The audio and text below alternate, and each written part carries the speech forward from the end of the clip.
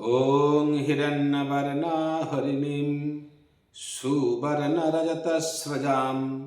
चन्द्रां हिरण्मयीं लक्ष्मीं जातु वेदमया वः। ॐ ह्रीं भगवत्यै মাহেশ্বর্যৈ अन्नपूर्णायै नमो नमः। প্রত্যেককে ধন্যবাদ। আজকে আমরা আবার একটা নতুন ভিডিও নিয়ে আমাদের কাছে এসেছি। আজকের বিষয়বস্তু আগের ভিডিওতে আপনাদের আমি বলেছিলাম যে আমরা ক্যামদ্রুম যোগ, বৃষদোষ এবং গ্রহণ দোষ দিয়ে একটু আলোচনা করব। চন্দ্রর সুনফা যোগ, আনফা যোগ, দুরুধরা যোগ, এই তিনটা যোগ আমাদের কাছে ব্যাখ্যা করেছি।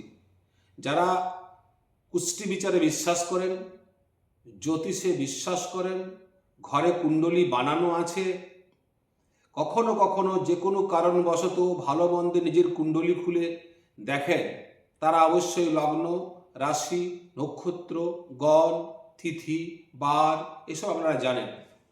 তাদের পক্ষেও সুবিধা হবে, আর যারা জ্যোতিষ নিয়ে চর্চা করছেন তাদেরও সুবিধা হবে এবং আমারও সুবিধা হবে।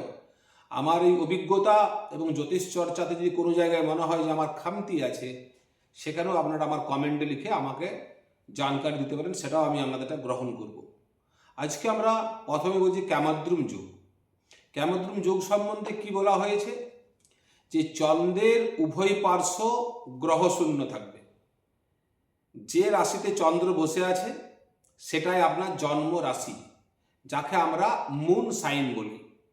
সেই মুন সাইনের দ্বিতীয় স্থানে এবং দ্বাদশ স্থানে যদি কোনো গ্রহ না থাকে, ফাঁকা থাকে, এবং চন্দ্র থেকে চতুর্থে, চন্দ্র থেকে সপ্তমে, চন্দ্র থেকে দশমে কোনো শুভগ্রহ না থাকে, বা চন্দ্রের প্রতি কোনো শুভগ্রহের দৃষ্টি না থাকে, এবং চন্দ্রের সঙ্গে যদি কোনো শুভগ্রহ বসে না থাকে, তাহলে এই ক্যামদ্রুম যোগ হবে। এই ক্যামদ্রুম যোগ সম্বন্ধে আমাদের বৃহৎজাতক, আমাদের ফল দীপিকা, দুটো গ্রন্থ থেকে একটা ছোট্ট 2 লাইনের শ্লোক বলছি। কি বলছে? ক্যামদ্রুম মলিন দুঃখিত নিচনিস্স প্রেষা খলাশ্চ নৃপতে রপি বংশজাতা। প্রেষা খলাশ্চ নৃপতি রপি বংশজাতা। যদি এই অরিজিনালি যদি কারুর ক্যামদ্রুম যোগ আমরা জন্মপত্রিকায় দেখতে পাই, অনেক সময় কি আমরা চন্দ্রের উভয় পার্শ্বে গ্রহ না থাকলেও আমরা ক্যামদ্রুম যোগ বলে ব্যাখ্যা করে দিলাম, কিন্তু অরিজিনালি ওটা ক্যামদ্রুম যোগ নয়। তার কারণ যদি চতুর্থে বৃহস্পতি থাকে, চতুর্থে শুক্র থাকে, সপ্তমে বৃহস্পতি থাকে, দশমে বৃহস্পতি থাকে, তাহলে ক্যামদ্রুম যোগটা হচ্ছে না, যোগও ভঙ্গ হয়ে যাচ্ছে। পরিষ্কারভাবে যদি জন্মপত্রিকাতে আমরা ক্যামদ্রুম যোগ পেয়ে থাকি, খুব খারাপ যোগ, প্রথমেই সেই জাতক বা জাতিকা মানসিক দারিদ্র তা ভোগ করবেন। তার কোটি কোটি টাকা থাকলেও তার মন সুখ বর্জন করতে থাকবে প্রতিনিয়ত। একটা বড় ধরনের কোনো আপনি অনুষ্ঠানে গেছেন, সবাই আনন্দ করছে, আপনার কিন্তু সে আনন্দটা বিষাদ লাগবে। কি হতে পারে? মলিন, অর্থাৎ চেহারার মধ্যে একটা মলিন ভাব, দুঃখিত ভাব, মানসিকভাবে দুঃখিত, এবং তার খল, তার মধ্যে খল ভাব। আমরা বলি না ব্যক্তি খল, অন্যের কিছু ভালো দেখলে তার মনে একটা হিংসা, একটা খল ভাব। ধনহীন, তার মধ্যে একটা ধনহীনতা দেখা যাবে। মানসিকভাবে দারিদ্র, এবং রাজবংশে যদি সে জাত হয়, সে জীবনে ধনক কষ্ট ভোগ করবে। সে জ্ঞানী হলো, সে জ্ঞানকে সমাজে বিতরণ করতে দ্বিধা করবে। অর্থাৎ এই ক্যামদ্রুম যোগ খুব একটা অশুভ যোগ। এই যোগে যদি আপনি জন্মগ্রহণ করে থাকেন, তাহলে ভালো জ্যোতিষীর সঙ্গে পরামর্শ করে এই যোগের খণ্ডন আপনাকে করতে হবে। এই যোগের খণ্ডনও আমাদের শাস্ত্রে বলা আছে। পরবর্তী ভিডিওতে এটা আমি আপনাদের সঙ্গে আলোচনা করার চেষ্টা করব। তাহলে ক্যামদ্রুম যোগ সম্বন্ধে কি বলছে? ক্যামদ্রুম মলিন দুঃখিত নিচনি স প্রেষা খলশ্চ নিপতে রপি বংশ জাতা। নিপতে রপি বংশ জাতা অর্থাৎ রাজবংশে জন্মগ্রহণ হলো, তার মধ্যে খল ভাব, তার মধ্যে নিচতা আমরা লক্ষ্য করব। তাই এই যোগটা একদম শুভ যোগ নয়, চন্দ্রের থেকে এই যোগটা তৈরি হয়। এরপরে আমরা আসছি বৃষদোষ। বয়রি পেট কাটা মূর্ধন্যস, যেটা আমরা বাংলায় বলি বিষদোষ, পয়জেন। আমি বলি আমার যজমানদের পয়জেন যোগা, অর্থাৎ এই যোগটাও প্রচণ্ড খারাপ। চন্দ্র হচ্ছে মনন শক্তির পরিচালক গ্রহ।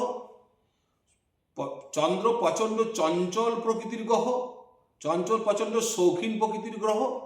এবং চন্দ্রের সঙ্গে যখন শনি যুক্ত হবে, কোনো রাশিতে একত্রিত হয়ে দুজনা বসবে এবং ডিগ্রিটা যত কাছাকাছি হবে দুজনাকার, মনে করুন চন্দ্র বসে আছে 12 ডিগ্রিতে আর শনি বসে আছে 13 ডিগ্রিতে, তখন যোগটা প্রচণ্ড পরিমাণে শক্তিশালী হয়ে যাবে, অশুভত্ব তার বেড়ে যাবে।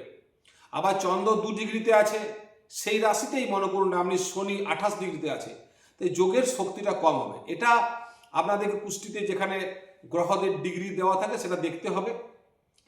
যারা জ্যোতিষ শিক্ষা নিচ্ছেন তারা এই জায়গাটা মাথায় রাখবেন যে ডিগ্রি যত কাছাকাছি হবে শুভ যোগ শক্তিশালী হবে এবং অশুভ যোগও শক্তিশালী হবে। আর ডিগ্রির যত দূরত্ব বাড়বে শুভ যোগের শুভত্ব কমে যাবে এবং অশুভ যোগের অশুভত্বও কমে যাবে। এই জায়গাটা আপনাদেরকে মাথায় রাখতে হবে।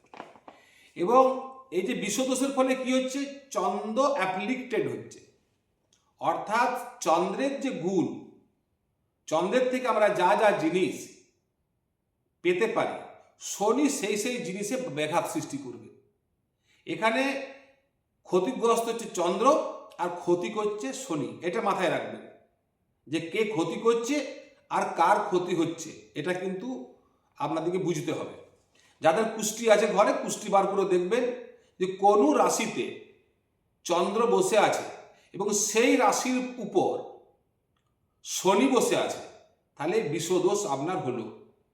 এবং বিষদোষ কোথায় হয়েছে? লগ্নে, ধনস্থানে, তৃতীয় স্থানে, চতুর্থ স্থানে, পঞ্চম স্থানে। সেই স্থানটাও অনেক সময় আমাদের নির্বাচন করতে হয়। আমি এখানে ভাবগত না বিচার করে রাশিগতভাবে একটু বলার চেষ্টা করছি। যদি কোনো জায়গায় মনে হয় যে আরেকটু এর সঙ্গে যোগ করা যায়, কোনো অ্যাস্ট্রোলজার যদি আমার এই ভিডিও দেখেন একটু যোগ করবেন। যদি আমরা মেষ রাশিতে চন্দ্রের সঙ্গে শনিকে দেখি, তাহলে এই যোগটা প্রচণ্ড ক্ষতিকারক হিসাবে মানুষের জীবনে দেখা যাবে। মেষ রাশিতে যদি আপনার লগ্ন হয়, তাহলে আপনার ক্ষতি, সামাজিকভাবে আপনার প্রতিষ্ঠার ক্ষতি হবে, আপনার ব্যক্তিত্বের মধ্যে কোনো ব্যক্তিত্ব থাকবে না। আপনার যদি ধনস্থান হয়, তাহলে ধন সমৃদ্ধির ক্ষেত্রে আপনি কষ্ট ভোগ করবেন, আপনি কথাবার্তার মধ্যে ভারসাম্য রাখতে পারবেন না, আপনি কাউকে কথা দিলে আপনার কথা সে বিশ্বাস করবে না, এই ধরনের একটা আপনি সংকট ভোগ করবেন। যদি তৃতীয় স্থানে এই যোগটা হয় মেষ রাশির থেকে, তাহলে আপনি পরাক্রমী হতে পারবেন না, আপনার মধ্যে কর্ম করার ক্ষমতাটা কমে যাবে, একটু কর্ম করে পরে আপনি হয়রান হয়ে যাবেন। মেষ রাশি জাতক অর্থাৎ মেষ রাশিতে শনি চন্দ্র একত্রিত হয়ে মেষ রাশিটা যদি লগ্ন হয়, তাহলে শরীর, ব্যক্তিত্ব, প্রতিষ্ঠা, সৌভাগ্যের পথে বাধা দিবে। যদি মেষ রাশি আপনার ধনস্থানে পড়ে, তা ধন সমৃদ্ধির লাভের খোঁতা দিবে। আপনার যে ফ্যামিলি রিলেশনশিপে আপনার প্রতি বিশ্বাসটা থাকবে না এবং আপনি নিজে কথার দাম দিয়ে কথার দাম রাখতে পারবেন না। মেষ রাশিতে যদি আমরা তৃতীয় স্থান পড়ে, ভাতৃস্থান, তৃতীয় স্থান ভাতৃস্থান, পরাক্রম স্থান, শৌর্য বীর্য স্থান, অর্থাৎ আপনি শৌর্য বীর্য পরাক্রম দেখাতে পারবেন না। আপনার ভাই থাকলে ভাইয়ের শরীর খারাপ যাবে, ভাইকে নিয়ে আপনি সদা চিন্তিত থাকবেন। যদি মেষ রাশিতে আপনার চতুর্থ স্থান অর্থাৎ সুখস্থান পড়ে, সুখ, বাড়ি, গাড়ি, জমি, এইসব বিষয়ে আপনি ক্ষতিগ্রস্ত হবেন। যদি পঞ্চম স্থান পড়ে মেষ রাশিতে, পঞ্চম ভাব পড়ে, তাহলে পুত্র নিয়ে আপনি সংকট ভোগ করবেন। পুত্রের হেলথ, পুত্রের এডুকেশন, পুত্রের ভবিষ্যৎ চিন্তা প্রতিনিয়ত আপনার মধ্যে দেখা যাবে। এমনও হতে পারে বিকলাঙ্গ পুত্রের জন্ম আপনি দিতে পারেন, অর্থাৎ পুত্র সুখ থেকে বঞ্চিত করবেন। যদি ষষ্ঠ স্থান পড়ে অর্থাৎ রিপুস্থান, রোগ, ঋণ, শত্রু, আপনি ঋণগ্রস্ত হয়ে পড়বেন, অপ্রয়োজনীয়ভাবে শত্রু বৃদ্ধি হবে, সামনে থাকবে শত্রুদের আপনি চিনতে পারবেন না এবং রোগগ্রস্ত হবেন, মানসিক রোগ, হাড়ের ব্যথা, এইসবগুলো কিন্তু আপনার খুব দেখা যাবে। সপ্তম স্থান যদি মেষ রাশিতে আপনার পড়ে, তাহলে সপ্তম স্থান থেকে আমরা পত্নী বিচার করি, ব্যবসা বিচার করি, পার ডে ইনকাম বিচার করি। পার ডে ইনকাম যদি দোকান খুলে থাকেন প্রচুর পরিশ্রম করবেন, কিন্তু সেভাবে আপনার সেল হবে না।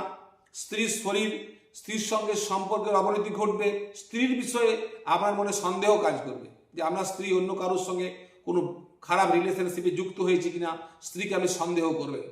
স্ত্রীকে সন্দেহ করবেন পুরুষ হলে, এবং আপনার স্বামীকে সন্দেহ করবেন আপনি স্ত্রী হলে। এই ঘটনাগুলো ঘটবে। যদি অষ্টম স্থান হয়, অষ্টম স্থান নিধন স্থান, আপনার শরীরে একটা এমন রোগের সৃষ্টি হবে যে আপনার মনে হবে হয়তো আমার এই রোগটাতে ক্যান্সার হয়ে যেতে পারে, প্রতিনিয়ত একটা মৃত্যু ভয় আপনার কাজ করবে। যদি ভাগ্যস্থান হয় মেষ রাশিতে আপনার, অর্থাৎ ভাগ্যস্থান, ধর্মস্থান, পিতৃস্থান, পিতার সঙ্গে সম্পর্ক আপনার ভালো থাকবে না, ধর্মের প্রতি আপনার আস্থা থাকবে না, এবং ভাগ্যস্থান, ভাগ্যের প্রতিকূলতা প্রতিনিয়ত আপনার সামনে এসে দাঁড়াবে। আপনি যেভাবে নিজেকে পরিচালনা করতে চাইবেন সেভাবে পরিচালনা করতে পারবেন না, এবং ধর্মের প্রতি আস্থা রাখতে পারবেন না। আপনি একটা ধর্মকে অন্যভাবে ব্যাখ্যা করবেন, অর্থাৎ আপনার সম্বন্ধে লোকের ধারণা হবে যে এই ভদ্রলোক নাস্তিক। অর্থাৎ আপনার নবম স্থানে যদি মেষ রাশি পড়ে, সেখানে শনি এবং চন্দ্র যদি থাকে, তাহলে এই ধরনের একটা ফলের সঙ্গে আপনি যুক্ত হবেন। দশম স্থান অর্থাৎ কর্মস্থান, এই কর্মস্থান বিকাশ স্থান, সিংহাসন স্থান।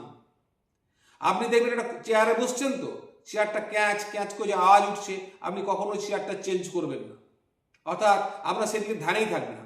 সিংহাসন সুখ হয় না, অর্থাৎ যে চেয়ারে বসেন, যে সোফাতে বসেন, সোফাটা ফেটে গেছে, নষ্ট হয়ে গেছে, আপনার লক্ষ্য থাকবে না। কর্মক্ষেত্রে আপনার সুনাম থাকবে না। আপনি যাই কর্ম করুন, যতই কর্ম করুন, কর্মের ফলটা সম্পূর্ণ আপনার জীবনে তুলে আনতে পারবেন না, অর্থাৎ কর্মবিভ্রাট আপনার জীবনে দেখা যাবে। কখনো কখনো অলসতা আপনার মধ্যে দেখা যাবে। এগুলা কিন্তু দশম স্থানটা যদি মেষ রাশিতে পড়ে এবং শনি চন্দ্র সেখানে থাকে। একাদশ স্থান যদি মেষ রাশিতে পড়ে, আয় ভাব, অর্থাৎ এক্সপেকটেশন অনুসারে আপনার আয় হবে না এবং আপনার মনস্কামনা পূর্ণ হবে না। একাদশ স্থানটাতে আপনার শনি চন্দ্র একত্রিত হলে অধিক পরিশ্রম কম সফলতা, অধিক পরিশ্রম কম সফলতা, এই ধরনের একটা ঘটনার সঙ্গে আপনাকে যুক্ত হতে হবে।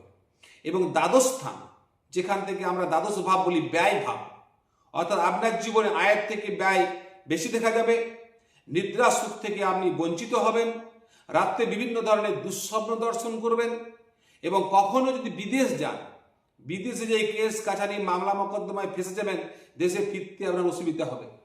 অর্থাৎ মেষ রাশিতে শনিযুক্ত চন্দ্র একত্রিত হয়ে যে ভাবটা মেষ রাশিতে আপনার পড়বে, সেই ভাবের ব্যাপক ক্ষতি হবে। যদি সেই বৃষ রাশির যে বিষদোষ হয়েছে মেষ রাশিতে, সেখানে বৃহস্পতির দৃষ্টি না থাকে, শুক্রের দৃষ্টি না থাকে, মঙ্গলের দৃষ্টি না থাকে, কোনো শুভগ্রহের দৃষ্টি না থাকে, বা মেষ রাশির উভয় পার্শ্বে কোনো শুভগ্রহ থেকে কোনো শুভকর্তরী যোগ সৃষ্টি না করে, তাহলে এই যোগটা প্রচণ্ড পরিমাণে ক্ষতি হবে। যদি শুভগ্রহের দৃষ্টি থাকে, যদি মেষ রাশির উভয় পার্শ্বে শুভগ্রহ থেকে শুভকর্তরী যোগ সৃষ্টি হয়, তাহলে এই যোগটা অনেকটা দুর্বল হবে।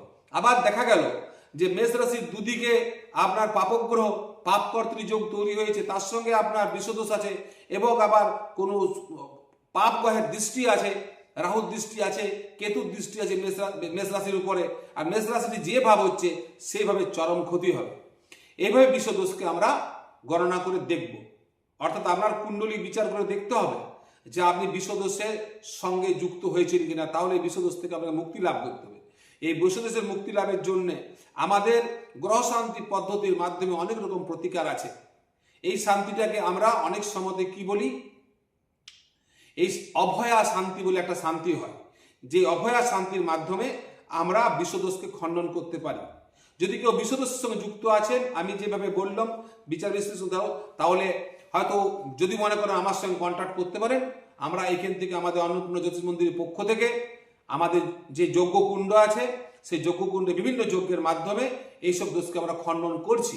তাতে মানুষের অনেক উপকার হচ্ছে, মানুষ তার জীবনে ঈপ্সিত লক্ষ্যে পৌঁছাতে পাচ্ছে, নচেত অনেক বাধা প্রাপ্ত হচ্ছে। তাই আজকে বিষদোষ, মেষ রাশিতে যদি বিষদোষ হয়, তাহলে কি কি ফল হতে পারে সেই ফল আমাদের কাছে বর্ণনা করলাম।